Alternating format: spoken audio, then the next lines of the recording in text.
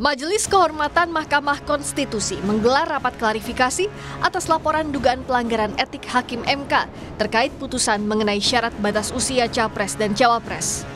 Sejumlah lembaga yang menjadi pelapor dugaan pelanggaran etik Hakim MK atas putusan itu memberikan klarifikasi kepada Majelis Kehormatan MK.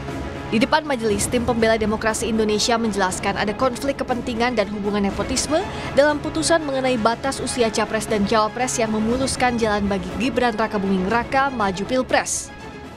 Yang kemarin sudah diputus itu syarat dengan hubungan nepotisme atau boleh dikatakan salah satu hakim konstitusi atau hakim terlapor berada dalam hubungan keluarga semenda yang menurut Undang-Undang Kekuasaan Kehakiman dia harus menyatakan diri mundur. Total ada 14 laporan dugaan pelanggaran etik Hakim MK terkait putusan batas usia Capres dan Cawapres yang masuk sejak akhir Agustus lalu. Ketua MK Jimli Asidiki menyatakan perlu pemeriksaan cepat karena laporan dugaan pelanggaran etik Hakim MK berkejaran dengan masa pendaftaran Capres dan Cawapres serta tahapan Pilpres selanjutnya. Karena isu ini isu yang berat, isu serius, dan sangat terkait dengan jadwal waktu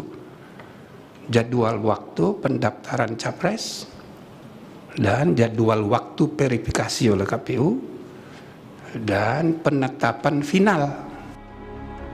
Pengamat hukum tata negara menilai ada dugaan pelanggaran berat yang bisa berdampak putusan MK soal syarat Capres-Cawapres tidak sah karena ada benturan kepentingan Ketua MK, Anwar Usman, dengan keponakannya, Gibran Rakabuming Raka, yang akhirnya bisa maju di Pilpres sebagai dampak putusan MK itu.